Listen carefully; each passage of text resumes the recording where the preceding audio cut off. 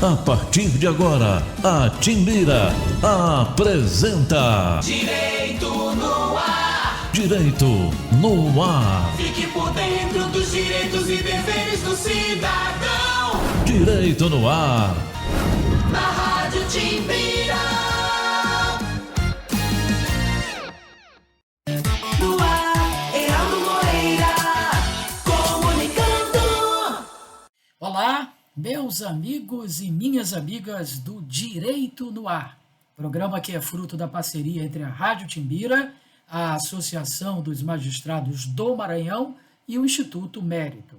A Rádio Timbira é a emissora oficial do Estado do Maranhão, sendo vinculada à Secretaria de Comunicação Social, cujo secretário é o jornalista Ricardo Capelli. O diretor-geral da Timbira é o também jornalista Robson Paes. A Associação dos Magistrados do Maranhão é presidida pelo juiz Olídice Barros e tem como diretora de comunicação a juíza Marcela Lobo. O Instituto Mérito divulga em seu perfil no Instagram eventos acadêmicos e humor jurídico. Os eventos servem para aqueles que precisam de certificados de atividades complementares para fins de graduação.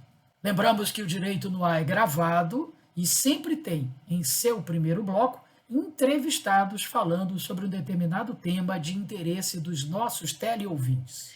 Hoje iremos tratar aqui no programa Direito no Ar do livro 2083, O Julgamento do Vírus, com o autor dessa obra, o escritor, professor e tabelião Cristiano Sardinha. Doutor Cristiano, antes de mais nada, muito grato por aceitar o nosso convite para conversar sobre essa obra e, eventualmente, outros assuntos que surjam durante a nossa entrevista. Como é a primeira vez que o senhor está sendo entrevistado aqui no programa Direito no Ar, eu sempre faço essa pergunta de caráter pessoal para os nossos entrevistados, porque a sua carreira, certamente, é inspiradora para algumas pessoas que estão assistindo o nosso programa.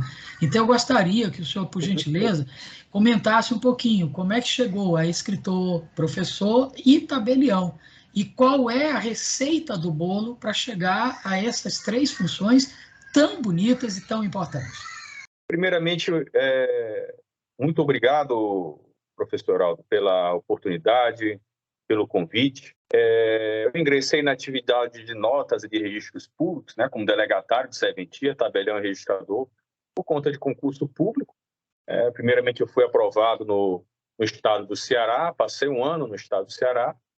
Depois fiz concursos em vários estados da federação, mas sempre com aquele desejo, com aquele sonho de voltar para casa. E graças a Deus logrei êxito, passei aqui no nosso estado do Maranhão, primeiramente para o ingresso, depois fiz novamente concurso para remoção e hoje sou titular do primeiro ofício do cartório de Lago da Pedra.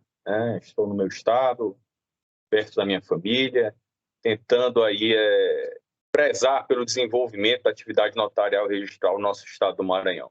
Agora, a atividade, né, de escritor, né, esse inclusive é um título que eu tenho muito carinho, né? Às vezes talvez seja até pretensioso da minha parte falar escritor, mas isso já vem de longa data. Eu já apreciei a minha avó, ela escreveu muitos livros, é jornalista, meu pai também já escreveu alguns livros, e esse já é o quarto livro que eu escrevo. O primeiro livro foi um livro da área jurídica, né, até publicado pela editora Juspódio, que se chama Cartórios e Acesso à Justiça. O segundo livro é relacionado à filosofia, teologia, que se chama Deus à Luz da Razão Humana, pela editora Novo Século, né? Inclusive, consegui chegar na área da filosofia, ali na Amazon, entre os 10 primeiros, a esse livro, Deus à Luz da Razão Humana. Posteriormente, o terceiro livro que eu publiquei foi um livro de poesias que eu publiquei com essa minha avó, que é escritora, né? Poetisa, uma forma assim de brindarmos e agradecermos a Deus. Ela já está aí perto dos seus 100 anos de idade, né? Então pegamos uma coletânea de poemas que ela tinha, eu também contribuí e publicamos esse livro que se chama Sussurros do Pensamento, E agora, quarto livro que estou com um carinho enorme por essa obra, que é o 2083, o Julgamento do Vírus, que eu publiquei pela Amazon. E logo na primeira semana de lançamento consegui chegar à posição número 21 em relação a suspense. Com relação aos suspenses da Amazon, consegui chegar a essa posição e fiquei muito feliz. Aí publiquei esse livro de forma autônoma, que hoje existe essa possibilidade. Acredito que esse seja, inclusive, não um caminho do futuro, mas um caminho presente para os autores nacionais e internacionais.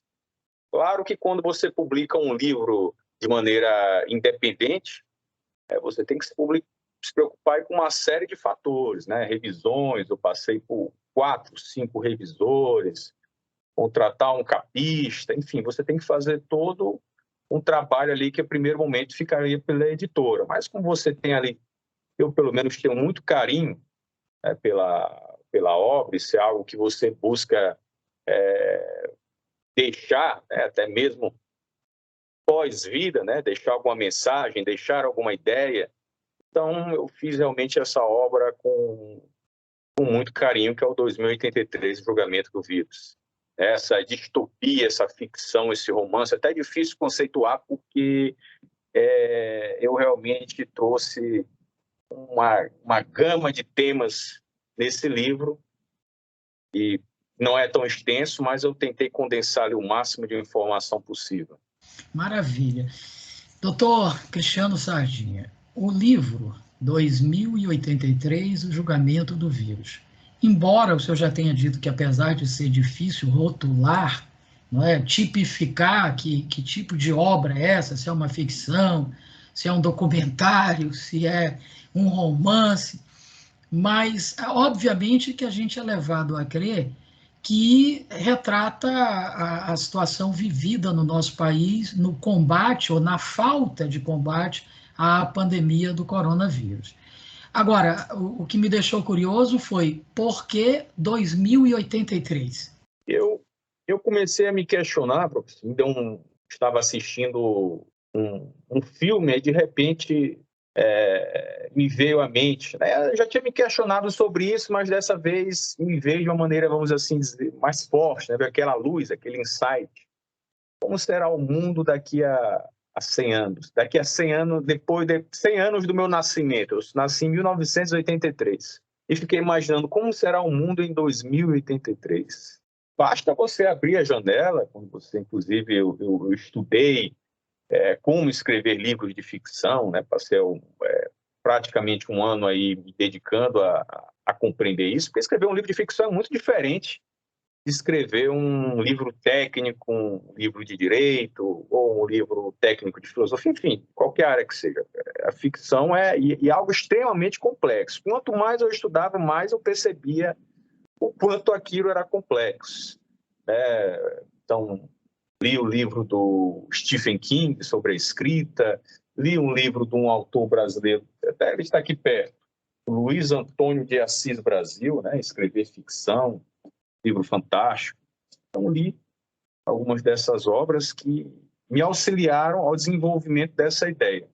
Mas por que 2083? Eu nasci em 1983 e imaginei como seria o futuro, ainda mais considerando que o nosso presente, na realidade, está um presente até difícil de acreditar, professor Heraldo? Às vezes parece que estamos já vivendo uma distopia. Vírus, ameaça de guerra, extremismos políticos, extremismos ideológicos. O que não falta é material para inspiração. Eu busquei, se eu tiver que conceituar assim, claro, e até reconceituado na Amazon, um romance distópico, uma ficção, em que eu trago as situações que estamos vivendo no presente, claro, mas em um contexto do futuro. Aí temos ali carros que voam, aí trago a questão da clonagem, robôs, ciborgues, e algumas questões que já estamos vivendo, por exemplo, a questão do metaverso, é algo muito interessante. Eu coloquei também no meu livro a questão da criptomoeda, essas ameaças nucleares. Então, eu busquei fazer uma abordagem acerca desses temas. Mas o ponto central, né, é, obviamente, a questão relacionada ao julgamento do vírus, né, que tem a ver aí com a história propriamente dita, que eu trago ali no ano de 2083, um presidente que está havendo uma pandemia no Brasil, tá? Na realidade foi em todo o mundo, né, houve esse vírus, e aqui no Brasil esse presidente não, que tem lá na ficção, no caso é o Vitor, né, o presidente de 2083, não distribuiu vacinas para a população mais pobre, fazendo uso de uma alteração da própria Constituição Federal, né? Ele controlando ali o legislativo, o judiciário, ele altera a própria Constituição Federal, lhe dá poderes de certa maneira absoluta, e ele faz uso disso para não distribuir vacinas, especialmente para a população mais pobre. E, em cima disso, eu trago uma série de críticas, né, de natureza jurídica, claramente, questões de natureza social, filosófica, abordo questões relacionadas à religião, trago tudo isso nessa obra. Eu acho que o livro, professor Heraldo, ele pode, eu pensando até sobre o livro, ele pode ser apreciado tanto por pessoas que queiram ali ler um bom livro ali de ação, de suspense, né, que não queiram, não estejam ali muito se preocupando com esses debates, com essas questões, eu trago isso, mas é claro que a minha intenção foi trazer esse debate à tona, né, essa questão dessa pandemia, de um vírus descontrolado, né, trago, claro, como estamos falando em 2083, trago outro vírus, mas é uma situação que possui claramente uma certa similaridade com o que estamos vivendo. Mas foram muitas inspirações, né, professor Aldo? Eu me inspirei na Segunda Guerra Mundial, gosto muito de estudar sobre a Segunda Guerra Mundial, como no julgamento de Nuremberg, que temos aí filmes fantásticos, livros também tratando sobre o julgamento de Nuremberg, como os nazistas atuaram, os fascistas. E hoje ainda vivencia, por incrível que pareça, por mais absurdo que pareça, ainda há pessoas que desconhecem de maneira absoluta, que falam disso com uma certa leviandade. E sabe, professor Aldo, eu já pensava até que essa temática relativa ao nazismo já fosse algo já muito batido, porque o que não falta são livros e filmes. Eu particularmente já assisti tantos filmes. É sempre interessante assistir sobre isso, né? Nós sempre aprendemos muito sobre essa questão relativa ao nazismo, o terror que foi a Segunda Guerra Mundial. Uma vez, inclusive, eu lendo um livro que se chama Uma Breve História sobre a Segunda Guerra Mundial, excepcional esse livro, o autor falava o seguinte: olha, Hitler jamais poderá ser esquecido. Eu disse, nossa, como é que ele está falando isso? Um monstro como esse não ser esquecido. Hitler deve ser lembrado para que a humanidade não se esqueça do que uma única pessoa, né? Claro que não foi uma única pessoa, ele tinha ali por trás todo um sistema de propaganda, né? Os generais dele, especialmente a propaganda fez muito, muito Hitler, né? Mas ele conseguiu induzir ali uma população que estava em crise, crise financeira, uma crise, vamos dizer assim, de ego, porque haviam perdido ali a Primeira Guerra Mundial. Então, o povo alemão estava ali meio perdido e veio um fanático, né, que sabia discursar. Isso não se pode negar, basta assistir qualquer documentário de Hitler que você vê como ele falava ali de uma maneira enérgica. Você assistindo mesmo em alemão, você entender em alemão o que ele diz, ele fala de uma maneira enérgica que hipnotizava as pessoas. Então, acho que nós não podemos jamais nos esquecer disso, não podemos deixar que essa história fique de lado ou morra, para que isso fique como lição e alerta para nós. E volto a repetir, por mais que isso, algumas vezes já pensei, outro dia até conversava com com a minha esposa. Ela disse, poxa, só queres assistir filme da Segunda Guerra Mundial? Não, a gente já assistimos tantos filmes. Eu digo, um tema até um pouco batido, mas os diretores continuam fazendo, e livros. Mas aí me vem, aparece esse tipo de situação que vivenciamos recentemente, pessoas fazendo algum tipo de apologia ao nazismo, que é uma situação, olha, para um brasileiro é um absurdo elevado de maneira exponencial. Foram essas as muitas inspirações que me levaram a pensar em 2083. O senhor já falou, então, sobre o livro, de um modo geral, o estilo dele, né, o que seria a classificação possível para ele, e a sua inspiração.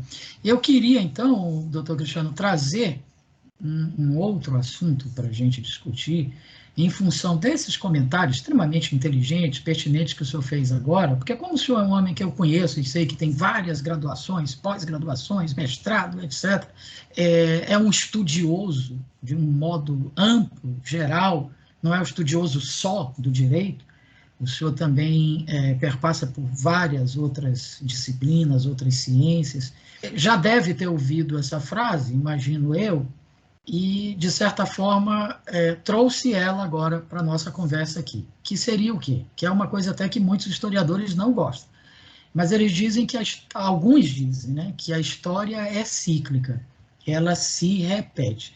Então, talvez isso justifique a gente estar vivendo hoje determinadas situações, tendo determinados atores participando do processo político, do processo de comunicação social, que, de certa forma, guardando-se as devidas proporções, seria uma repetição do que houve na Alemanha, na Itália, em determinados países com posturas dessa natureza.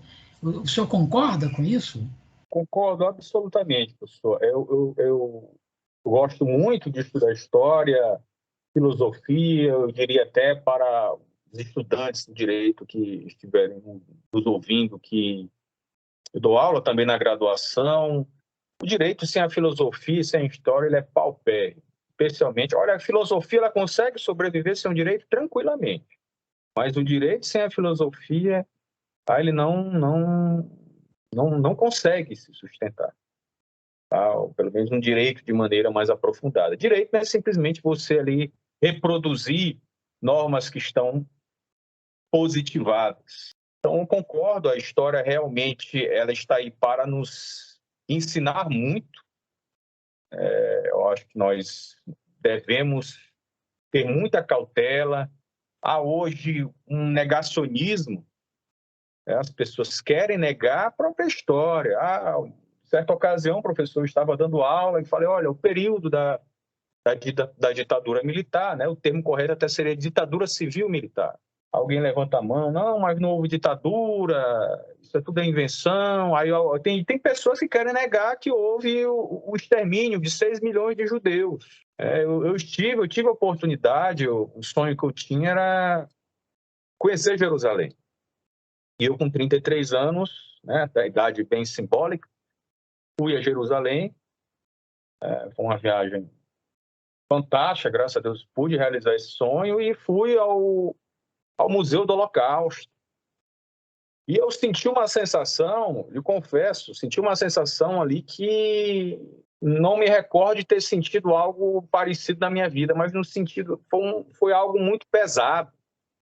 Me lembro que eu entrei em uma determinada sala que era toda escura, né? E você não enxergava nada, você segurando um corrimão.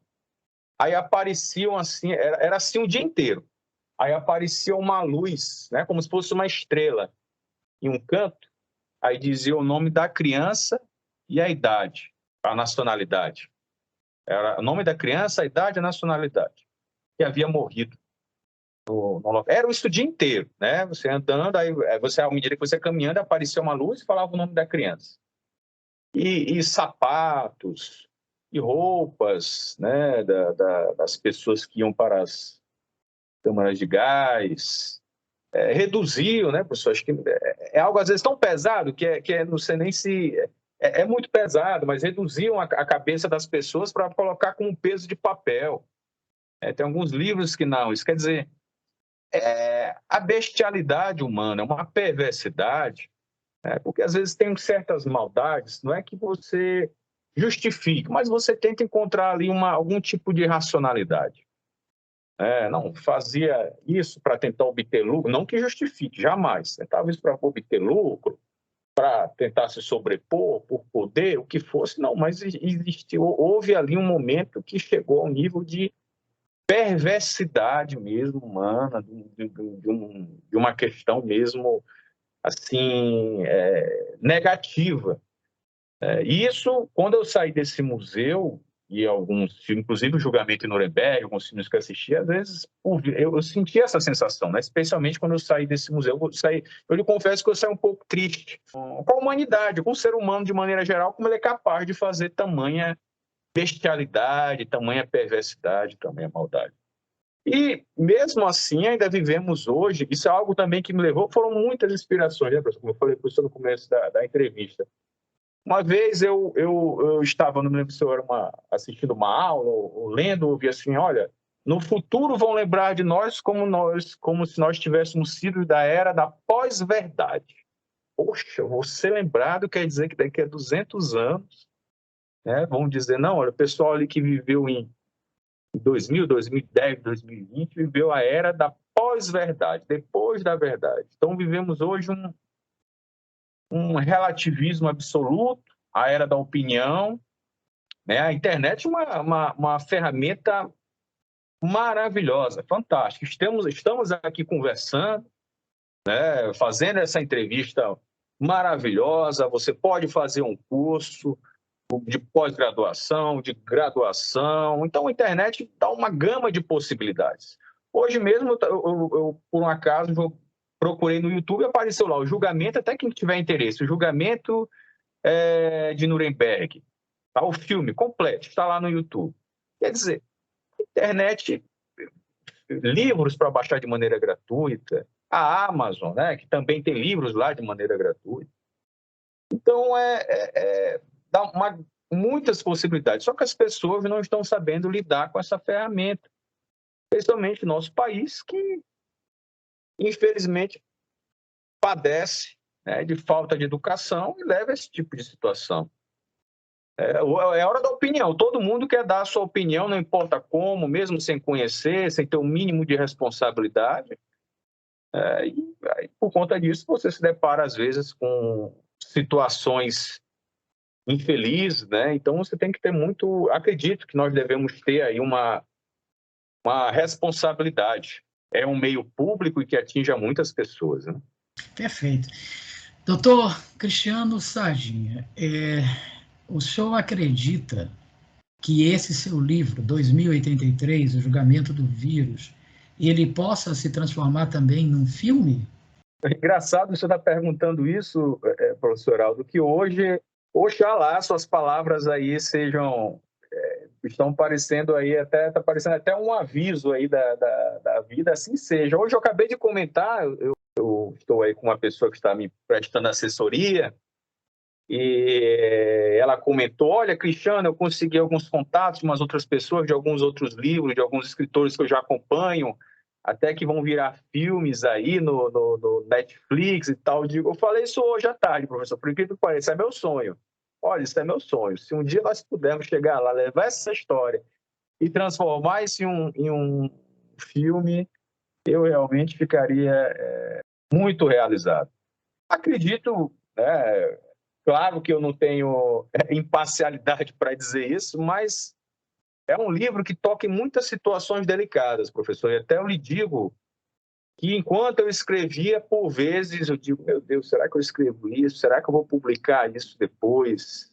Além da própria insegurança de escrever, de publicar alguma coisa, como o livro toca muitos assuntos delicados, né? Tem pessoas que leem e passam batido por aquilo porque encaram com, sei lá, com uma diversão, mas como toca nesses temas, eu toco sobre a questão do justnaturalismo, positivismo, né? Esse debate, sobre a questão da intolerância, de um Estado ali autoritário, que não permitam que as pessoas exerçam sua liberdade, da política exercida de uma maneira perversa, se aproveitando da ignorância da população.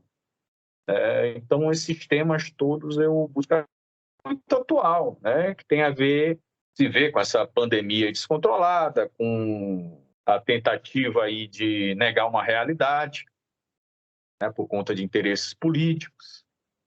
Então, são muitas questões delicadas que eu abordo nesse livro. Eu acho que tem muito a ver com o momento atual que nós estamos vivendo, apesar de ser uma ficção, até preferi trazer como uma ficção no futuro, em 2083, para tentar evitar. Eu sei que estamos hoje num momento muito delicado de extremismo, né, professor? Que debater qualquer coisa é muito delicado. Olha, para você ter uma ideia, o livro passou por inúmeras revisões. Eu também dei para aqueles leitores beta, né?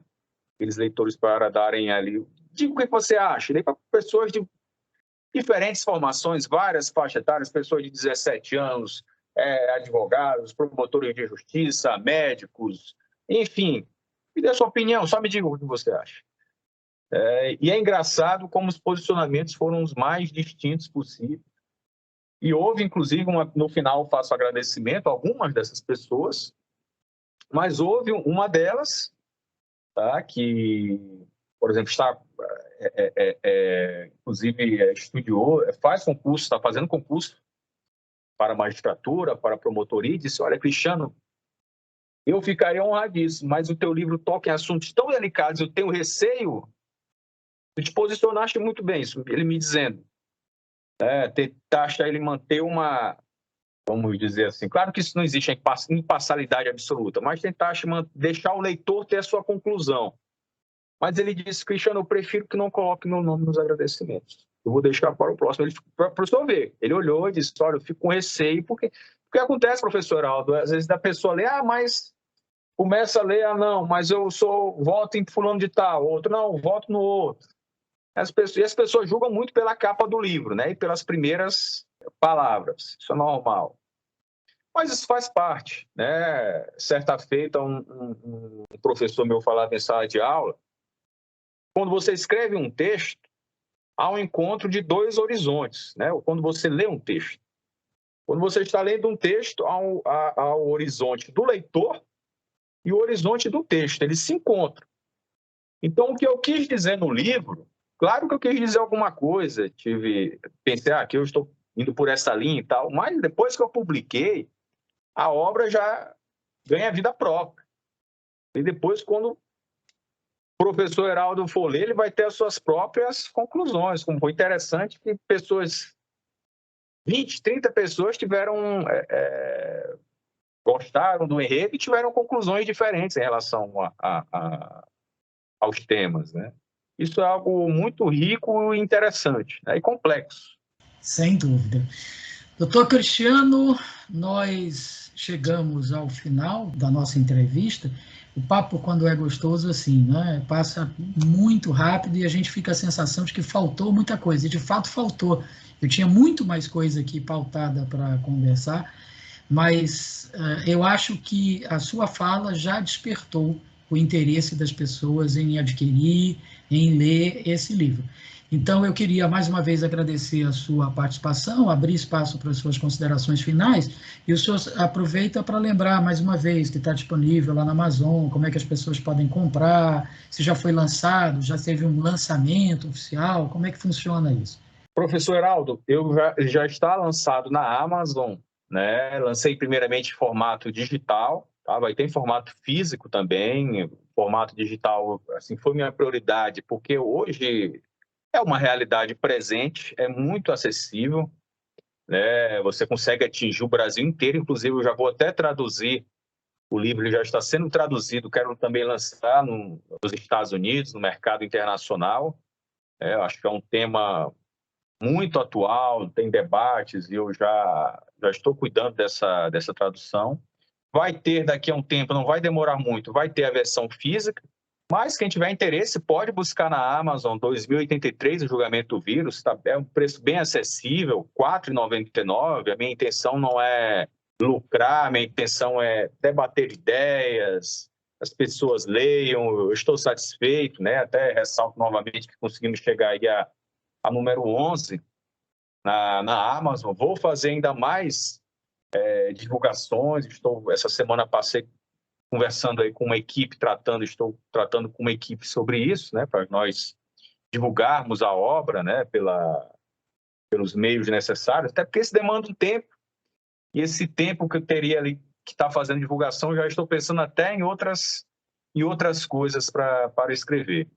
Mas a todos que estiverem nos assistindo, passem as suas considerações, será uma honra imensurável. O livro ele tem muitas camadas, eu trago ali suspense, romance, ficção, trago ali debates sobre direito, política, filosofia, religião. Estamos apresentando Direito no ar. Direito no Ar. Fique por dentro dos direitos e deveres do cidadão. Direito no Ar. Na Rádio Timbira.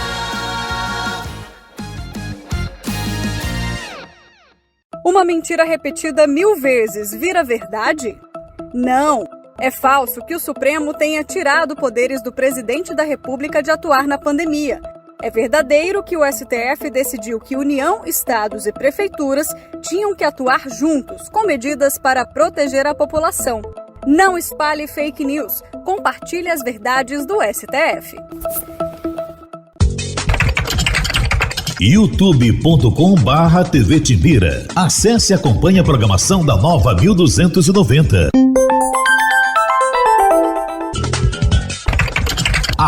@Rádio Timbira, no Facebook, Twitter e Instagram. É a Nova 1290 no seu computador ou smartphone. Estamos de volta. Direito no ar. Direito no Ar. Fique por dentro dos direitos e deveres do cidadão. Direito no Ar. Na Rádio Timbira.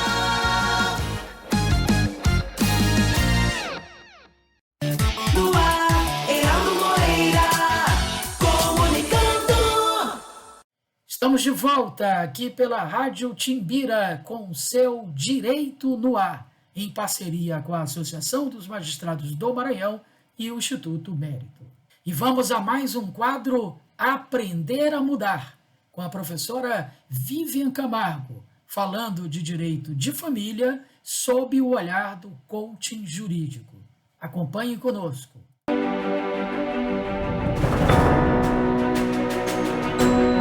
Olá pessoal, tudo bem? Hoje eu vim aqui falar com vocês sobre integridade. E o que é integridade? Seja pessoa física ou jurídica íntegra, é aquela que age de forma correta, de forma honesta, de forma proba, diferente de um comportamento corrupto.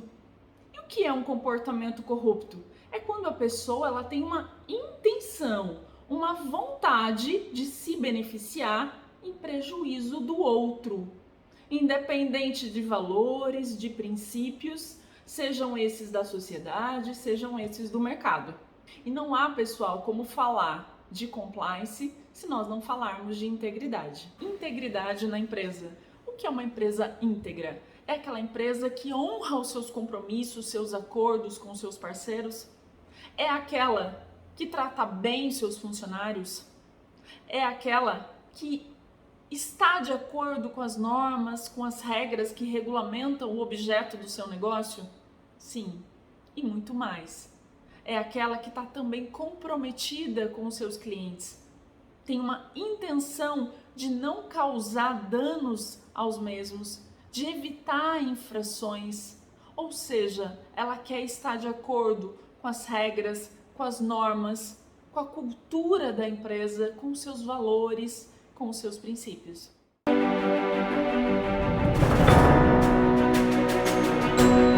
É hora do quadro A Vida Pede Passagem, produzido pela ONG SOS Vida, Paz no Trânsito. Vamos assistir?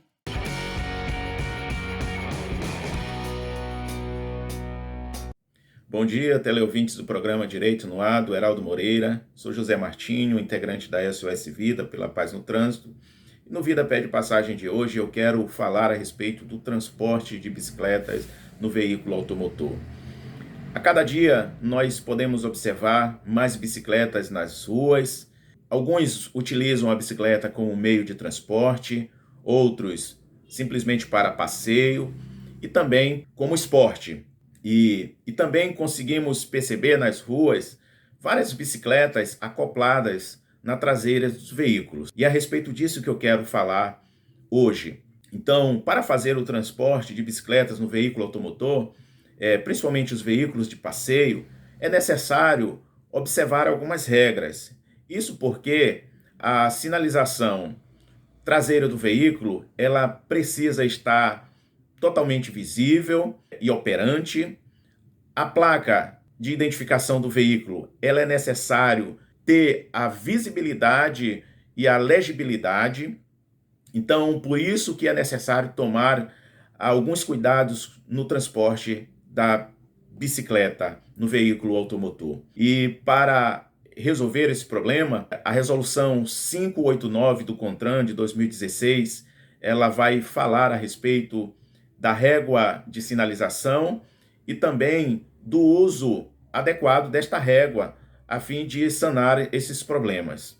Então, se o veículo, ao estar transportando uma bicicleta, o Transbike, juntamente com a bicicleta, ela estiver encobrindo total ou parcial a sinalização traseira do veículo ou a placa de identificação do veículo, é necessário o uso da régua sinalizadora. Isso porque a régua sinalizadora ela vai estar conectada através de um cabo na sinalização de luzes traseira do veículo e também ela servirá como suporte para a fixação de uma placa complementar. Então, é necessário que aqueles que necessitam fazer o transporte de bicicletas no veículo automotor atentem para a resolução 589 do CONTRAN, a fim de estar zelando por um trânsito mais seguro e também para que você não seja abordado por um agente da autoridade de trânsito e seja autuado por estar cometendo também uma infração.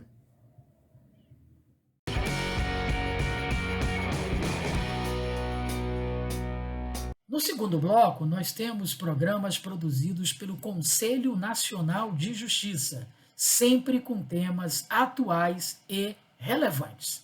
Vamos conferir. Olá, está no ar mais uma edição do Link CNJ. Aqui você acompanha assuntos da justiça que impactam o seu dia a dia em reportagens e conversas exclusivas com personalidades do mundo jurídico. E hoje vamos falar sobre um desafio, uma meta que o Poder Judiciário assumiu para este ano, dar prioridade a julgamentos que envolvam crianças e adolescentes. Eles já têm prioridades estabelecidas por lei, mas tribunais estaduais, federais e do trabalho decidiram se debruçar sobre o assunto para garantir mais rapidez e efetividade às decisões. A pandemia de coronavírus já deixou órfãos mais de 130 mil crianças e adolescentes brasileiros de até 17 anos. A renda caiu, a alimentação das famílias piorou, menos estudantes tiveram acesso a atividades escolares. E as primeiras avaliações indicam aumento do trabalho infantil. Foi este quadro que levou os 91 tribunais brasileiros presentes ao 15º Encontro Nacional do Poder Judiciário a determinar prioridade para crianças e adolescentes na Justiça. Não apenas crianças e adolescentes, mas como idosos, em diversas circunstâncias, a lei ela estabelece prioridades.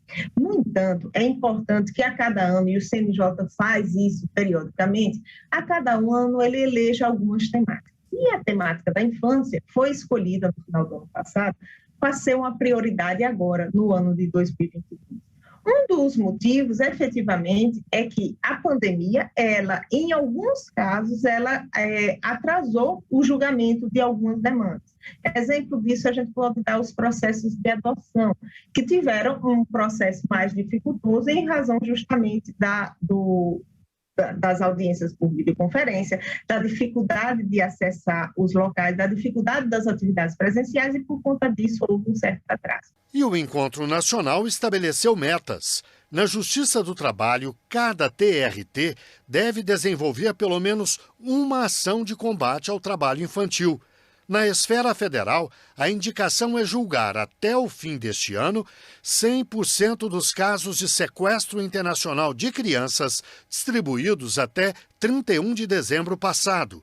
Na Justiça Estadual, a meta é julgar 80% dos processos em fase de conhecimento no primeiro grau e 100% no segundo grau.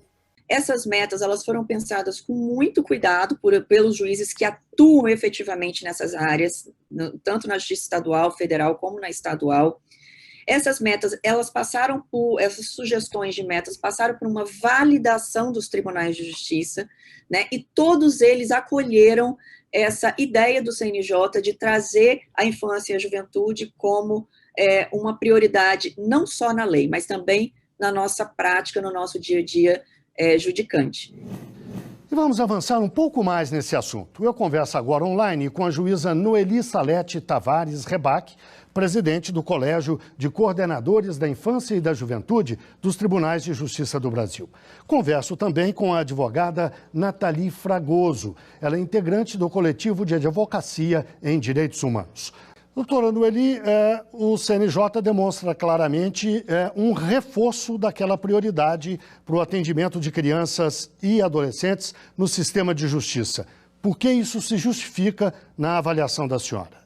É a prioridade absoluta que é prevista pela legislação, pelo nosso Estatuto da Criança e Adolescente, desde 1990, quando da promulgação dessa lei, ela se torna mais forte nesse momento e, principalmente, ela se mostra como de extrema importância que o judiciário dispense um olhar diferenciado para as crianças e adolescentes.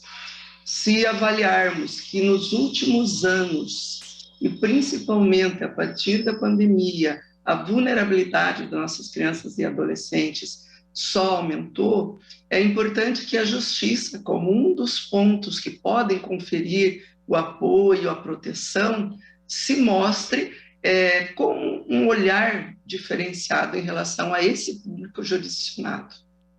Em razão disso, inúmeras ações no Brasil todo e com um olhar mais direcionado agora via Poder Judiciário com o Conselho Nacional de Justiça, verificamos metas estabelecidas, a prioridade absoluta prevista lá no Estatuto da Criança e Adolescente na atividade jurisdicional do dia a dia.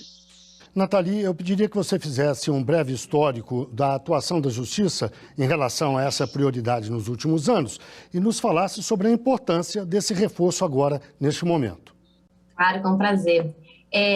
Quando a gente está falando de prioridade absoluta, a gente está falando de uma norma que é constitucional, como disse a doutora, também está presente na legislação, então não há exatamente uma inovação normativa, mas há um importante esforço do CNJ de planejar e coordenar ações para que a lei, como ela existe, para que as decisões que já a reconhecem sejam mais eficazes, que sejam mais presentes, que de fato sejam ali observadas no cotidiano da justiça e estejam aptas ali a lidar com as delicadezas, com as complexidades que surgem nas demandas que envolvem crianças e adolescentes. Então, quando a gente fala dessa providência do CNJ, né, desse esforço para criar uma política judiciária que concretize a prioridade absoluta, eu vejo isso como absolutamente importante. E quanto a esse histórico, é isso, né? O artigo 227 prevê que sociedade, Estado e família têm ali responsabilidade solidária na garantia dos direitos das crianças, dos adolescentes e dos jovens com absoluta prioridade.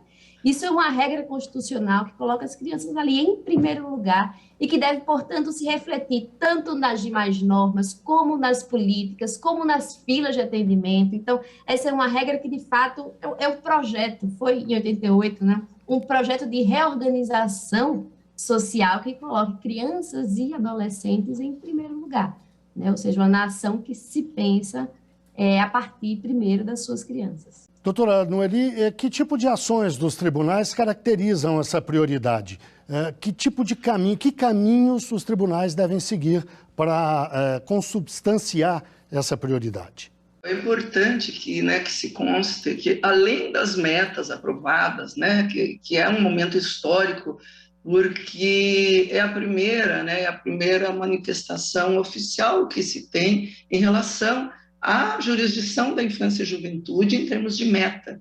Então, tanto no âmbito da Justiça Federal, Justiça do Trabalho, Justiça Federal e da Justiça Estadual, foram estabelecidas metas que são no sentido de priorizar o julgamento de processos envolvendo crianças e adolescentes. Então, esse é um avanço, mas também é importante que se tenha em mente que o olhar atual é para priorizar a infraestrutura que as varas da infância e juventude, que os juízos, que os tribunais da infância e juventude, os tribunais, quando lidam na competência da infância e juventude, tenham. Então, uma outra ação muito forte, muito importante, vinda do CNJ, por sinal, na última reunião que teve em sessão, no final do ano, foi a priorização na digitalização de todos os processos da infância e juventude.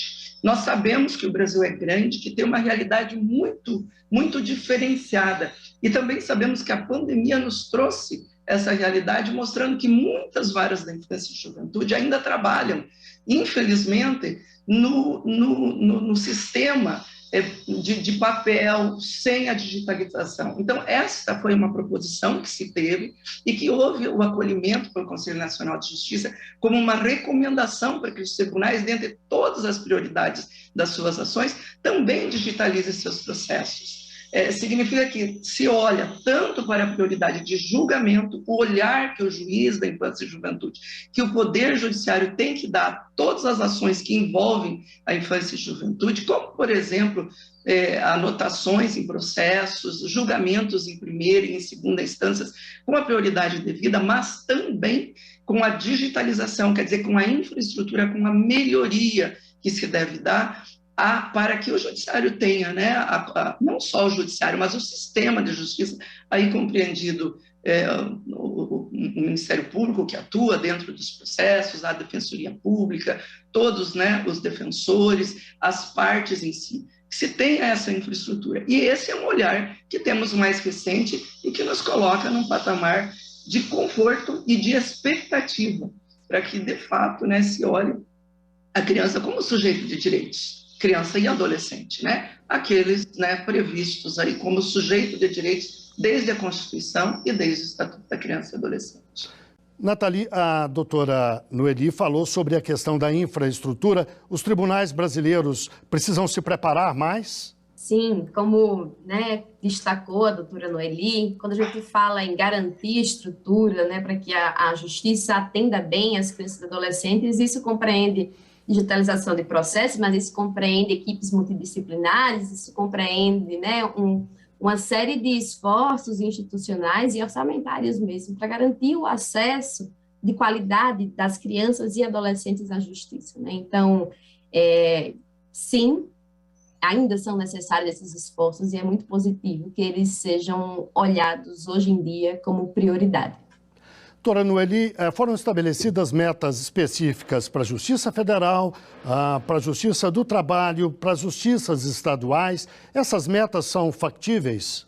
São factíveis, dentro de toda uma conjuntura. Como reforçou a doutora Natália, é importante que se tenha sempre em mente que a atuação jurisdicional no âmbito da competência da infância e juventude é diferente. O juiz da infância e juventude, ele se atém à legislação, é óbvio, à Constituição, que é a Carta Magna, a toda a legislação, e trabalha em cima do que determina a lei processual.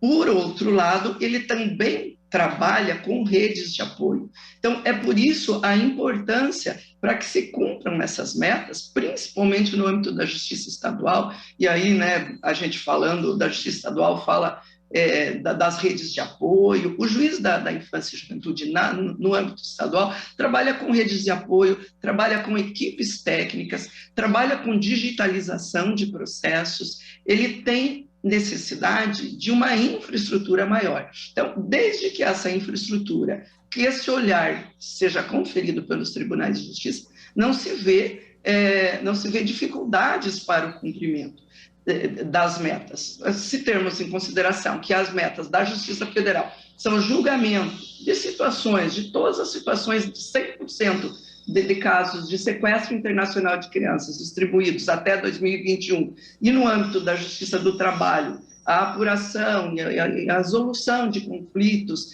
voltados para crianças de trabalho infantil, percebe-se que são feitos dentro de uma questão jurisdicional que podem ser julgados. No âmbito da justiça do estadual, também, quando se diz que processos iniciados até 2020 devem ser julgados em primeiro e em segundo grau, tanto no aspecto civil quanto no aspecto infracional. Mas lembrando, quando se trata de infância e juventude, é necessário que a infraestrutura conceda ao Poder Judiciário, ao juiz ali, né, que está exercendo aquela função, essa infraestrutura. E a nossa expectativa é boa, é uma expectativa que nos traz caminhos bons, porque temos o olhar de que essas equipes e de que todo esse trabalho vai acontecer.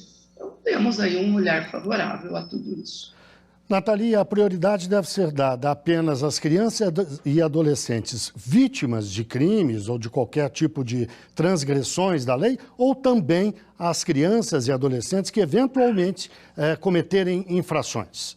Todas as crianças e adolescentes são sujeitos de direito, né? Isso é o que diz a Constituição Federal, isso é o que diz as normas brasileiras. Então, independentemente da razão por que a criança ou adolescente estabelece esse contato com a justiça, ela deve ser tratada como tal. Ou seja, há aí uma cartela de direitos na Constituição, no ECA, no SINAS, a lei que estabelece, né, o SINAS, e que devem ser observados. Então, todas as crianças que são vítimas, como as crianças, né, que foram acusadas de algum ato infracional, merecem acesso a esses direitos. No caso dos adolescentes, no caso, né, que cometem ato infracional, esses adolescentes precisam ter acesso à defesa, precisam ter acesso a um julgamento justo, precisam ser ouvidos, precisam, né, que ao fim desse processo de apuração do ato infracional seja aplicada, eventualmente, se necessário, uma medida socioeducativa que observe a sua condição de pessoa em desenvolvimento, e merece que essa medida socioeducativa seja cumprida em condições de dignidade, em condições, enfim, que ele ou ela preservem acesso à educação, preservem acesso ao convívio comunitário, né? Então, há uma série de direitos, aliás, que merecem especial atenção nesse contexto da socioeducação, nesse contexto da apuração de atos infracionais. Então, respondendo a sua pergunta, Guilherme, todos os adolescentes, todas as crianças merecem ser observados como sujeitos de direito que são, né, e merecem ser tratados aí com absoluta prioridade. Doutora Noeli, como é que se vai fazer o acompanhamento dessas metas? Ao final do ano, se faz um balanço ou haverá um acompanhamento constante ao longo do ano? A justiça, especificamente na área da infância e juventude, ela se desdobra nos tribunais de justiça e tem um acompanhamento através das coordenadorias da infância e juventude, que é uma outra conquista feita, já que, né, está em vigor e é um olhar muito favorável que se tem. Então, nós acreditamos que essas metas, todos os tribunais, como todas as demais metas né, que são estabelecidas pelo CNJ, mas via coordenadorias, é possível que se faça um acompanhamento, que se faça um incentivo em cada tribunal, no sentido de que elas sejam observadas e cumpridas.